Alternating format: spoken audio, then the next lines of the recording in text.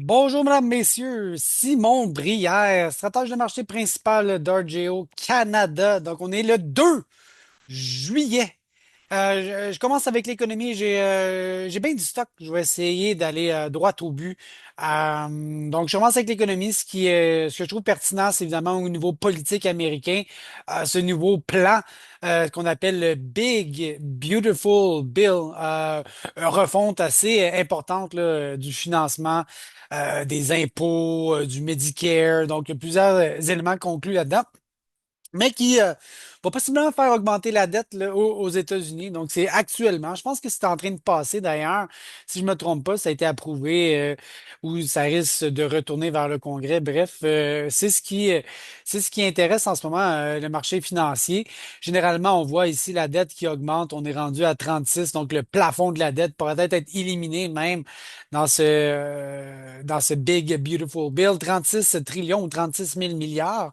On a aussi une réaccélération, si on veut, là, des masses monétaires. J'aime prendre la M2, je la trouve un peu plus complète. Donc, on est dans des niveaux records de masse monétaire, des niveaux records de dette aussi. Et donc, quand je mets tout ça ensemble sur mes masses monétaires, mon endettement, tout ça, ben, c'est un peu normal de voir que ce fric-là, cet argent-là, fait graduellement son chemin dans la plomberie des marchés financiers avec un S&P 500 qui atteint des niveaux records. Donc, on met de l'argent dans l'économie, cet argent-là trouve une destination et on progresse de cette manière-là. On voit quand même les courbes assez bien corrélées, les trois ensemble. Justement, au niveau des indices boursiers, on est à des niveaux records, S&P 500, une belle progression à ce niveau-là. Des baisses d'impôts avec une augmentation des masses salariales. Bon, peut-être qu'il va y avoir de l'inflation, n'empêche, c'est positif pour les marchés financiers. On a même cette reprise en V. Ça vient de là, hein? Reprise en V, V, V, V, comme dans les Mighty Ducks, le grand V.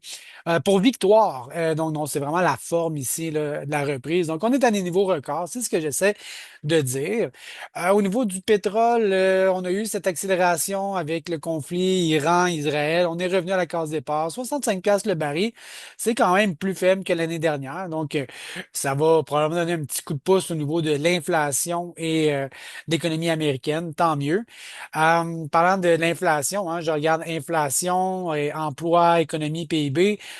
Beaucoup de pression maintenant, là, politique, évidemment, pour faire baisser les taux d'intérêt. C'est une note ici qui a été signée par Donald Trump qui a vraiment lancé les hostilités, disons-le comme ça, entre le président des États-Unis, hein, M. Trump, et le président de la Fed, Jérôme Powell. M. Powell est en fonction, son mandat termine en 2026, mais il y a de plus en plus disons, rumeurs qui circulent qui sera remplacé possiblement avant la fin de son terme. Donc ça va peut-être donner un petit peu d'instabilité politique, économique à voir dans les prochaines semaines.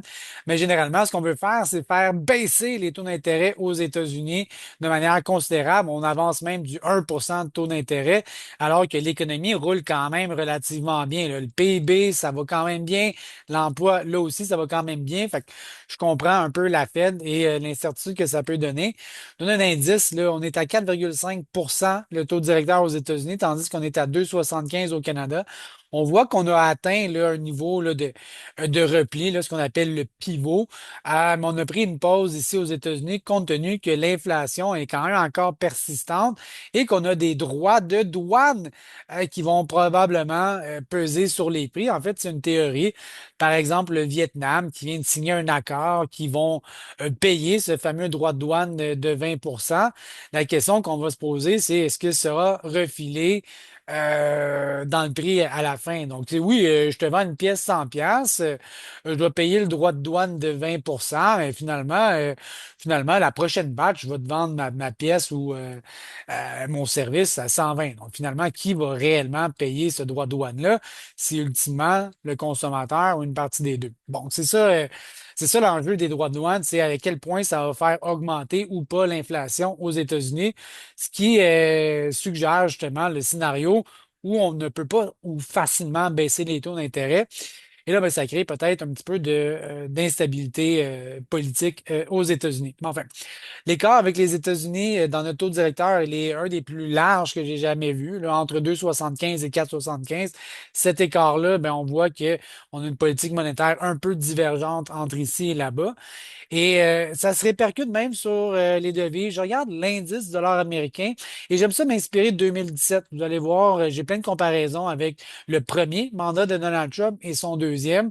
L'indice du dollar américain avait chuté en 2017, il avait même progressé un peu avant.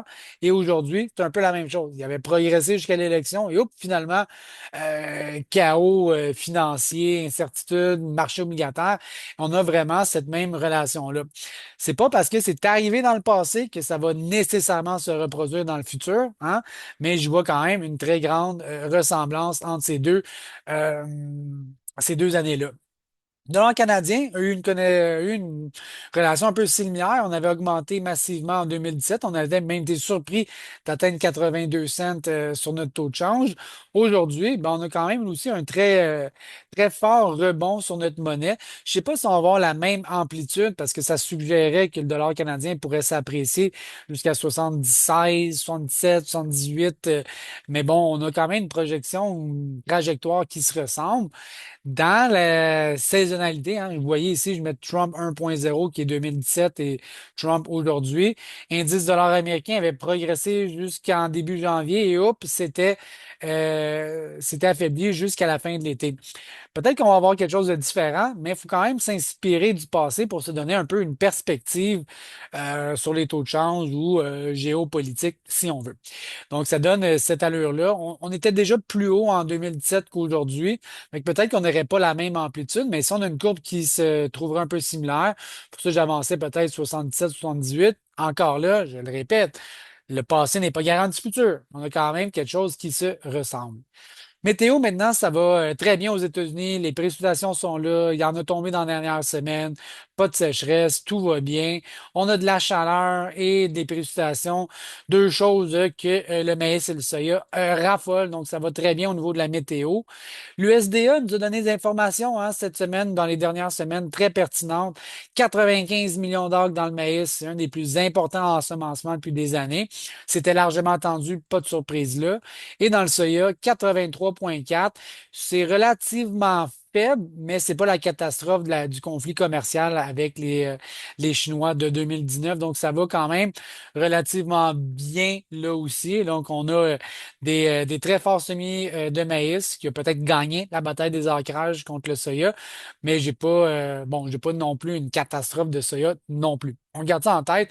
Un des éléments, je pense, qui explique, c'est pas une seule chose, c'est qu'il y a quand même des incitatifs financiers importants à travers le Farm Bill, Farm Service Agency, qui essentiellement donne des compensations financières assez généreuses. On parle de 42, presque 43 piastres de l'orgue dans le maïs et pour ce qui est du soya, c'est presque 30 piastres. Donc, on a un incitatif financier politique aussi là, qui a été annoncé. On veut semer beaucoup de produits agricoles. Ben, c'est sûr qu'un agriculteur qui a 2500 acres, par exemple, qui reçoit ce montant-là, ben, se retrouve avec peut-être 100 000 piastres de cash flow supplémentaire. Donc, un pick-up, une machinerie ou peut être capable de tolérer des prix plus faibles. N'empêche que si j'ai un incitatif à produire, on va le produire. Et si j'en ai beaucoup dans le champ, mais peut-être que le prix va baisser. Moi, que vous voyez les liens entre les différents éléments de ce marché-là. Et je pense que la démonstration se fait assez bien sur le N, là, les fertilisants azotés. J'ai pris le 32 par exemple, là, qui est un indice que j'aime regarder. On a une augmentation assez importante là, des prix depuis le début de l'année. Donc, on voit que 95 millions d'arcs comparativement à 90 l'année passée, c'est une augmentation importante. Et si j'ai une demande importante, j'ai un prix qui s'est ajusté en conséquence. Donc là, je vois une cohérence qui vient justement là, appuyer ce 95 millions d'arcs ensemencés aux États-Unis.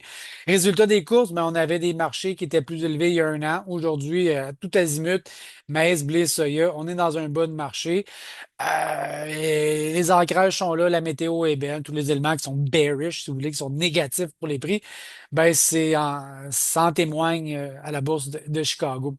Progression des cultures, là aussi, c'est un élément qui est très important. Et à date, tout va exceptionnellement bien.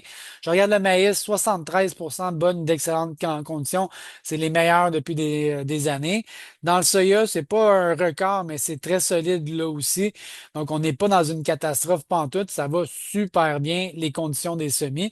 Et les cartes météo suggèrent que ça risque de continuer d'aller bien et non de planter le demain matin avec des températures ou des sécheresses records. Donc, c'est pas prévu. Au mois d'août, encore de bonne heure. Mais à date, ça va très bien. Dans le blé printemps, c'est normal. C'est pas record, mais c'est pas des piochons. Dans le blé d'hiver, ça va là aussi très bien. Et peut-être un petit peu en retard dans les récoltes, mais je parle de quelques jours. Donc, généralement, là aussi, ça va très bien. Je finis avec l'élevage. On va voir comme quoi l'élevage ici commence à avoir un renversement ici. Là. J'ai un croisement MACD, mes moyennes mobiles aussi. Les contrats de octobre que je regarde qui étaient à 97 cents, on est rendu à 92, semble avoir atteint là, un niveau où on semble avoir de la résistance à progresser.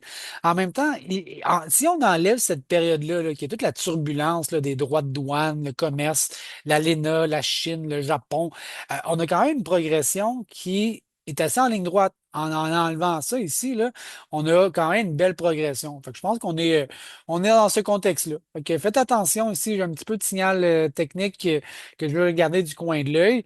Et sinon, ben, au niveau de la rentabilité, je pense que c'est là le secret de la sauce, là. C'est que du côté des Linux, je regarde encore octobre, là, forte progression de presque 30 depuis le printemps, au moment où en blanc, là, c'est mon alimentation principalement. J'ai juste mis du maïs, en fait, là, et j'ai mon alimentation qui a baissé. Donc, en certaines manières, j'ai mes revenus qui ont augmenté, j'ai mes coûts qui ont baissé, et tout ça, mes amis, ça fait du bacon. Si j'augmente mes revenus, je baisse mes coûts, c'est des marges qui s'apprécient, et ça, ben, force de constater que c'est assez rare qu'on voit quelque chose d'aussi puissant que ça. Ça me rappelle encore une fois 2017, mais encore la même comparaison. On a eu un scénario tellement similaire. Ça progresse. Oups, un petit peu de volatilité au printemps, ça reprogresse. Et là, ben, c'est sûr que cette courbe-là suggère qu'il y a une baisse des prix là, à bourse là, pour ce qui est du porc. Est-ce que ça va se produire? Je ne le sais pas, mais je regarde ça du coin de l'œil, puis mettons que ça m'inspire un petit peu pour m'assurer justement que cette profitabilité qu'on a calculée là, ensemble avec le coût d'alimentation se matérialise pour la fin de l'année et même 2026, les prix sont intéressants. 2017, qu'est-ce qui est arrivé? Bing, ça avait gossé, puis ça avait éventuellement baissé assez fortement, même à quelque part au mois de juillet, août, là, eu un petit soubresaut, puis finalement, les marchés s'étaient écrasés d'à peu près une baisse de 10. Est-ce que cette année va être la même chose? Je ne le sais pas, mais je garde ça du coin de l'œil pour m'assurer de faire du fric cette année. Donc, on a cette belle profitabilité-là ici, le contre-relâche qui augmente, l'alimentation qui a diminué. Ben, je pense que c'est des niveaux qui sont super intéressants. Des opportunités possiblement à saisir ou à s'intéresser, du moins, pour les éleveurs. Fait que je finis là-dessus. Je vous dis bonne fin de journée. J'espère que c'était pas trop long. À bientôt. Bye.